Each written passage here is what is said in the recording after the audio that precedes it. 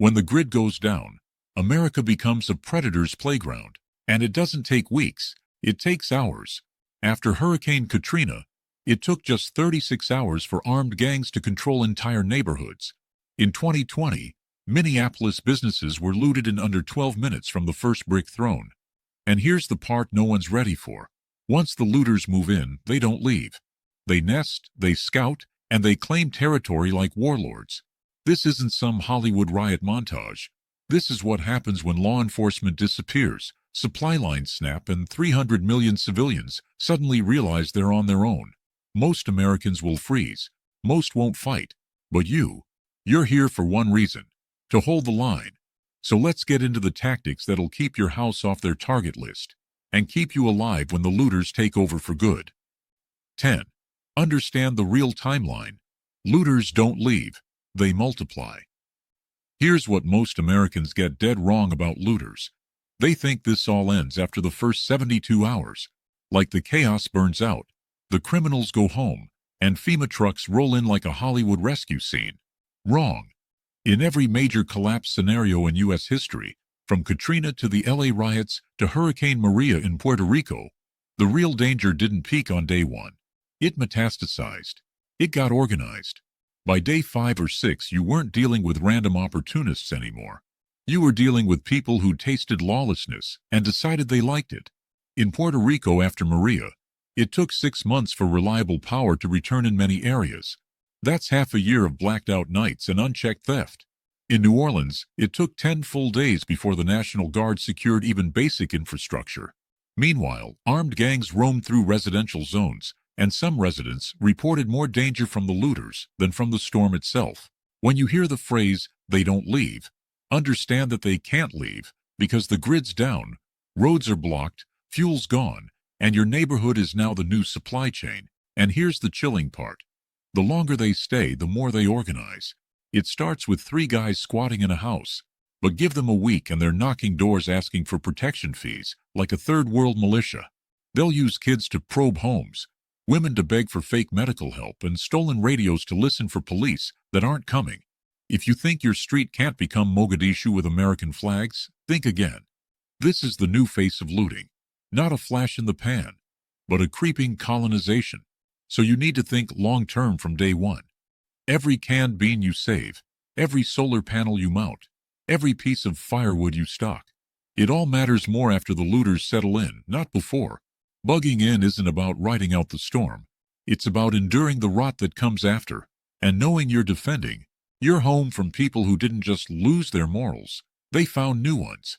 Survival isn't just physical anymore. It's territorial. And the clock isn't ticking down. It's ticking deeper. 9. The new currency. Looters. Respect. Noise, firepower, and the illusion of numbers. Most Americans stockpile food, water, even ammo. But they forget the most powerful weapon in a lawless world is perception. If looters believe you're alone, soft and poorly armed, you've already lost. But if they think your home is wired, guarded, and full of pissed-off defenders who don't miss when they shoot, they're skipping you entirely. And here's the crazy part. You don't even need to have all that. You just need them to believe it. In the early days of the Bosnia siege in the 90s, one of the closest modern examples of urban collapse, residents used everything from fake sandbags to recorded gunfire loops to create the illusion of strength. It worked. Gangs passed by entire buildings just because they weren't sure what was inside. So let's bring that home. In an American blackout turn breakdown, noise becomes currency. A single gunshot, even from a .22, carries psychological weight. It tells looters someone's still here, someone's armed, someone's watching. You don't need to fire unless it's real. But if you ever do, make it count. Fire once and fire loud. But here's where it gets interesting. There are non-lethal sound cues that do just as much work. Dogs barking from inside? Huge deterrent. Wind chimes inside windows or tripwires with cans in your yard. Adds tension. And radios, crucial. Even fake radio chatter piped through walkie-talkies or speakers creates the illusion of multiple people coordinating. A short burst like, "Unit B, check rear perimeter," makes looters hesitate. They don't want to fight. They want an easy win. And when they hear numbers, even if it's just you and your dog, they think twice. You can also simulate activity. Shoes on the porch, dummy silhouettes behind curtains, a flashlight beam that moves on a timer.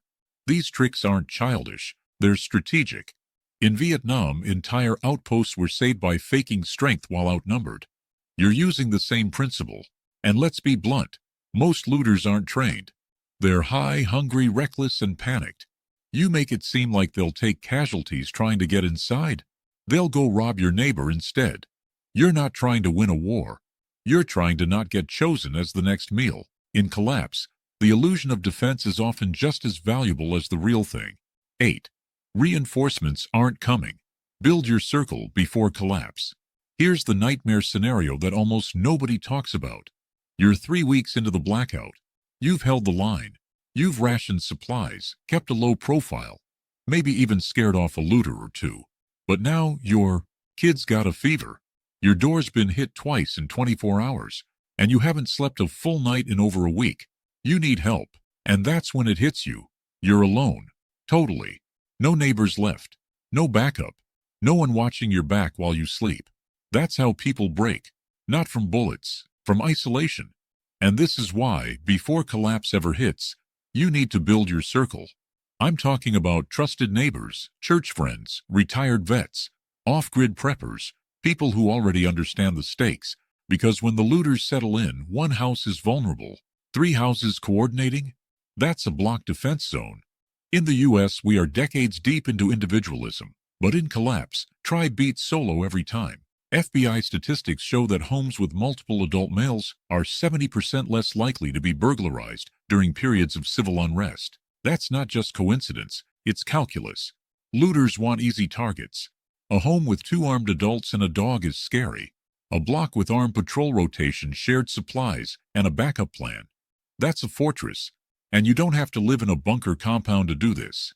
Even in suburbia, you can identify 2 or 3 like-minded people and establish pre-collapse protocols. Have a go-dark signal, 3 flashlight blinks, a shared escape route, a supply-sharing agreement. Even just knowing who's still home, who's armed, and who's got medical training can make or break your survival window. And here's a shocking stat. During Hurricane Harvey, informal neighborhood rescue teams accounted for over 80% of early evacuations and defensive efforts. Not FEMA, not the cops, just regular people watching out for each other. You need that. You need to stop thinking you're the lone wolf because wolves die alone. It's not weakness to build community. It's smart. And when the squatters move in next door and you've got someone 2 houses down watching your 6, that's not luck. That's survival math. So before the lights go out, find your team, because when the world collapses, trust is the new ammunition. 7. Looters aren't random. They use recon, decoys, and social engineering. Most Americans still cling to the fantasy that looters are dumb. Like they're just cracked-out thugs stumbling through neighborhoods at night looking for open doors and loose trash. But once civil order breaks down for more than a few days, the profile changes. They get smarter. They learn. And what you're now dealing with is closer to urban predators than panicked scavengers. These people use recon. They send decoys. They test responses. If you don't believe me, just ask the homeowners who got cleaned out in San Bernardino during the 2020 blackouts. Over 60% of those targeted homes had visible signs of occupancy. Cars in the driveway, trash bins out, even lights flickering on solar. That didn't stop the looters. In fact, it attracted them because those signals also meant supplies. Here's how they do it. First comes the innocent knock. Someone looking disheveled, maybe a woman, maybe a teen, knocks and asks for water or a phone. That's not desperation. That's a test. They're watching your reaction, your posture, who answers and how fast. Then comes the marking phase. Maybe a chalk mark on your curb. Maybe a crushed can placed under your porch light. If it's still there the next day, they know nobody's checking. And then, when you least expect it, they strike. Not always loud, not always frontal, but often when you're weakest. Maybe when you're tending the garden, fixing the roof, or just trying to sleep. And here's where most folks screw up. They think being nice keeps them safe. It doesn't. In collapse, being approachable is dangerous. You need to harden your responses. You don't answer doors with a smile. You don't talk through screen doors. You don't share anything. Every interaction is a security test, not just of you but your entire household. If you show weakness once, word gets out. Looters talk. They pass around addresses like trading cards. That guy's got supplies. That woman's alone. So from the first knock, the first glance, the first friendly stranger, you've got to project discipline and risk. And if you're still not convinced, remember this. In the Ferguson riots, fake FEMA agents were going door to door robbing houses. That's not chaos. That's strategy. And if you don't recognize it early, you become the next soft target on the list. 6. Light discipline is the forgotten skill that can save your life.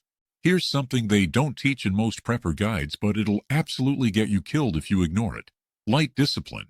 In a grid-down America, where street lamps are dead, car alarms are silent, and even distant sirens have gone mute, light becomes a beacon.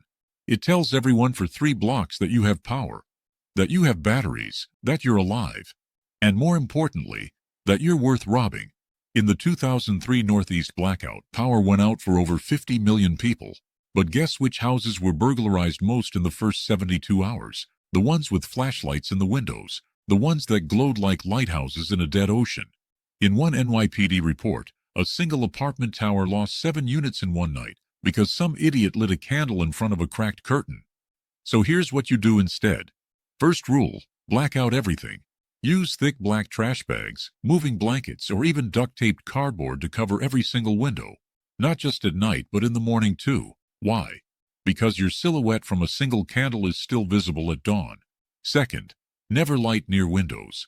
Do all cooking, lighting, and movement deep inside your home, preferably in an interior hallway or basement. You want at least 2 layers between any flame and the outside world. Third, red light, not white. Red LED headlamps preserve night vision, reduce glare, and are 10 times less visible from outside. That's why the military uses them. And lastly, limit timing. Don't run lights all night. If someone's watching, they'll log your habits.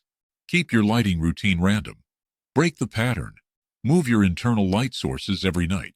If you're using solar lanterns, rotate where you place them inside. Keep them mobile. Because here's the kicker. Light doesn't just give you away. It gives them a targeting solution. They don't have to guess where you sleep. They just follow the glow. And in a world with no law, no mercy, and no backup, a single beam of light is an invitation to die. You've got to treat every photon like it's tactical data. Because to someone with a hungry stomach and a knife, that flicker in your window is a promise of something better. And they'll come to collect. 5. Fortify from the inside out, but never look like a bunker. It's one of the most dangerous balancing acts in prepping. Making your home secure enough to survive a siege without looking like you're worth raiding. Too soft and you're a free lunch. Too tough and you look like you've got everything inside worth dying for. That's why fortifying your home isn't about castle walls and turret windows. It's about strategic layering. Think quiet strength, not visible defiance. First, start inside your house. Reinforce interior doors, not just your front entrance. Use door jammers, hinge bolts, and portable barricade bars. Turn hallways into choke points. A single upturned table across a hallway, braced by chairs and tied off with paracord, can delay a breach by minutes. Minutes that let you escape, hide, or strike. Next, window defense. Forget the plywood billboard method. That screams, "I'm stocked." Instead, use one-way security film. It keeps broken glass from shattering inward, adds resistance to forced entry, and from the outside, looks like a normal window. Bonus, it blocks UV and helps with blackout protocols. Now let's talk decoys. That's right, trap their expectations. If you have a shed or garage, make that your fake pantry. Leave scraps there, empty cans, maybe a box or 2 with trash in it. Make it look like someone looted it already. That way, if you're hit, they waste time in the wrong spot.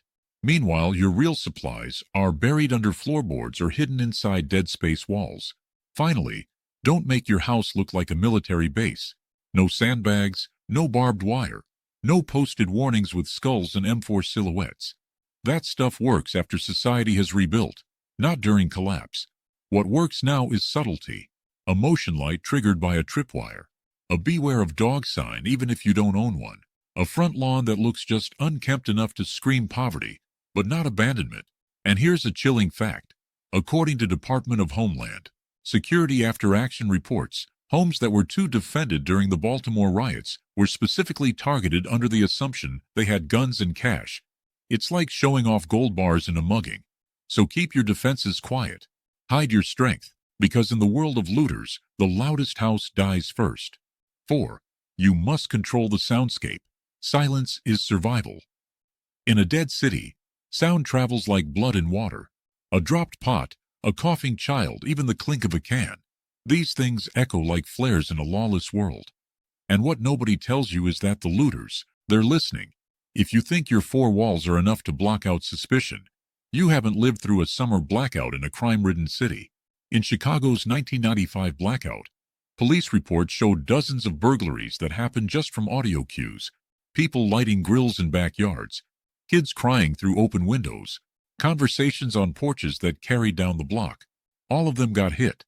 Why? Because looters knew exactly where to go. They didn't even have to knock. They just followed the noise. So here's what you do. First, internalize silence as a weapon. Teach your family that from sundown to sunrise, the home is a library. You move slow. You whisper. You pad furniture legs. You never drag chairs. And forget music, TV, or radios. If you must use communication gear, use earbuds and code words. Never say real names. Never say, "We're out of food," or "I'm alone," even in a whisper. Next, manage your appliances. If you're lucky enough to have a generator, bury the sound. Use an acoustic enclosure or a sound trench. Position it behind two barriers, a wall and a natural sound baffle like dirt or sandbags, and only run it at specific times. Rotate those hours randomly. And most importantly, don't cook loudly. A sizzling pan is a dinner bell in a silent neighborhood. Pre-cook food. Eat cold. Use thermal cookers or rocket stoves with insulated lids. Control the smells, yes, but also control the sizzles. Lastly, invert the tactic. Use decoy sound to your advantage. Leave a noise trap in your garage, a string of cans behind the shed, even a motion-triggered speaker that plays rustling footsteps. It doesn't take much to make a looter second guess. Sound control isn't about paranoia. It's about strategy. In the military, they call it noise discipline, and it's the difference between ambush and survival. In collapse, it's your invisible perimeter, and if you don't manage it, you might as well shout, "We're still alive," every time you open a can of beans, because someone's out there, and they're listening. 3. The human mind is the first to break. Train your fight psychology. Now let's cut the fantasy. Most Americans who've stockpiled food, ammo, and water still haven't prepared the one thing that'll actually decide whether they survive or collapse when looters take over: their mind. Because let me tell you what happens in the real world when the adrenaline runs dry and the fear kicks in. Your vision narrows, your hands shake, your decisions get dumber by the second. And if you think you're ready just because you own a firearm and watch some YouTube tutorials, you're already behind. In police training simulations, over 70% of untrained civilians freeze during surprise breach scenarios. Not run, not fight. Just stand there, motionless, useless, a blinking target. Why? Because the human brain, under extreme stress, reverts to one primal loop: fight, flight, or freeze. And unless you've trained under pressure, your default is freeze. That's why looters win. Not because they're smart, but because they move. You're hesitating. You're unsure. You're trying to be rational in a moment where speed and violence determine survival. That's why you need to train now. Not physically, mentally. Start with stress inoculation. Set an alarm for 3 a.m. every few nights and force yourself to get up. Gear up and do a 5-minute recon in your home. No excuses. This builds familiarity. It kills hesitation. Second, visualization drills. Athletes use this. Special forces use this. Picture the breach. Picture the knock. Picture the sound of glass breaking. Walk through your response step by step. Not once, 100 times. You're carving that response into your nervous system so when it happens, your body moves before your fear catches up. Third, anger control. Yes, anger. It's fuel, but it's also a trap. Panic makes you reckless. You shoot when you should wait. You open the door when you should hold. You waste precious energy proving you're tough instead of making the smart move, which might be to hide, escape, or deceive. Mental training is about removing emotion from decisions. You respond, not react. And finally, if you've got family, you train them too. Even the kids, especially the kids. They don't need to be warriors, but they need to know what to do when you snap into action. Because when the looters come and chaos hits your doorstep, the real battle isn't outside your house. It's inside your skull. 2. When you're forced to flee, you need a disappearance plan, not a bug-out plan. Here's a cold truth no one in the prepping world likes to say out loud. Sometimes you lose. The looters breach, the fire spreads, the mob hits your home with more bodies than you can stop. And when that moment comes, it's not about heroism. It's about disappearing. Because if your only plan is to bug out, but you haven't prepped to evaporate, you're already dead. Most bug-out plans are logistics. Grab the bag, drive north, reach the cabin. Sounds great until the roads are blocked, gas is drained, and looters have roadblocks at every major intersection within 10 miles of your suburb. That's not a bug-out. That's a suicide march. What you need is a disappearance protocol. The ability to vanish with zero digital footprint, zero visual trail, and zero predictability. First step, alternate exit points. If you only have one way out of your home, fix that now. Rope ladder out the back window. Break a basement wall. Map your block and figure out how to get 2 streets over without walking the main road. Think in terms of mouse paths, not highways. Second, drop weight fast. Your bug-out bag shouldn't look like a hiker's backpack. It should look like a homeless guy's tote.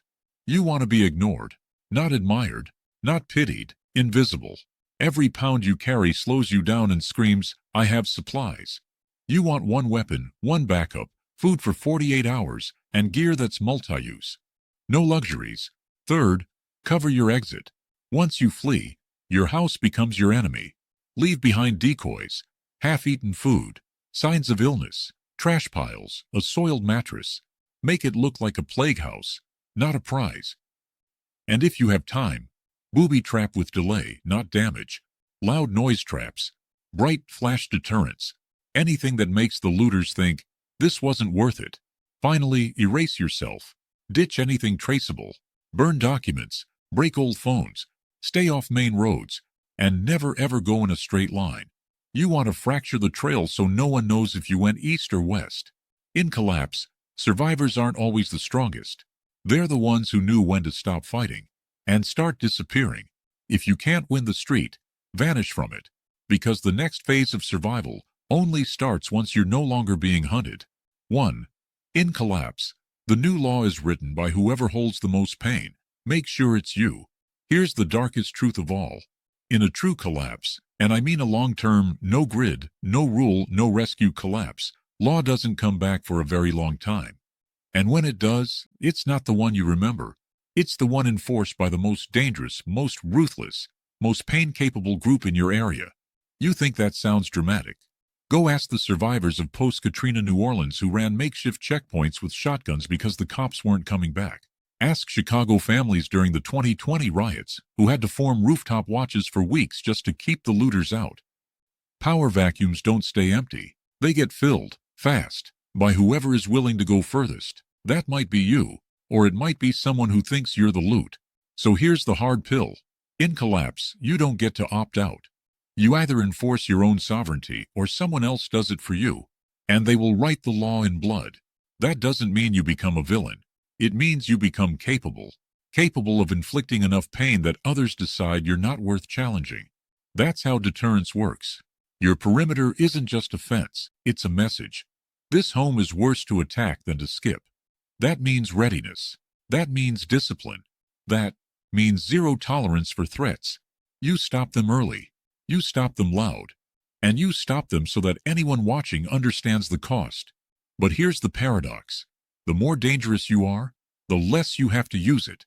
Because violence, real violence, only happens when uncertainty exists, when they think they have a chance. Remove that hope, and they vanish. This is how tribal societies have worked for centuries. Small communities, ruthless consequences, and one unspoken rule. Don't mess with the wrong house. In modern America, we've forgotten that lesson. But when the lights go out and the cops vanish, it comes back hard. So build your deterrence, harden your home, but most of all, prepare yourself to be the pain if that's what keeps your people safe. Because in collapse, peace doesn't come from negotiation. It comes from the fact that you are more dangerous than the people at your door. That's how you hold the line. Not just with gear, not just with tactics, but with presence. You are the law now. All right, if you're still watching, that tells me one thing. You get it. You understand this isn't just about having a few extra cans of beans in the pantry. It's about surviving when America becomes something unrecognizable, when the streets go silent and then louder than you've ever heard, when the cops stop coming, the lights never flicker back on, and the looters down the block stop running, because now they live there. And you're the next target. And look, this isn't fear-mongering, it's forecasting. Civil unrest has risen over 38% since 2020. And FEMA's own risk assessments show that 71% of U.S. counties are vulnerable to long-term power loss from either cyber attack, natural disaster, or infrastructure collapse. If you're still telling yourself it won't happen here, I've got news for you. It already has. Just not all at once. Yet. So here's what I want you to do right now. Don't just think about prepping. Start training. Rewire your mindset. Harden your home. Build your network. Rehearse your exit. Don't assume your neighbors will have your back. Don't assume 911 will pick up. Assume you are the last line. Because when things go sideways, it's not going to be fair. It's not going to be fast. And it's sure as hell not going to be fixed by anyone in a uniform. Download the free Civil Unrest Survival Guide. The link is in the description. Print it. Share it. Make copies. This isn't entertainment. This is pre-decision time. Because when the looters come, and they will, you won't rise to the occasion. You'll fall back on whatever you've trained for. And if you haven't trained at all, you're already behind. So subscribe. Get the guide. Hit like if you're serious. And don't wait until someone's kicking at your door to figure out if you're ready. Because by then, it's already too damn late.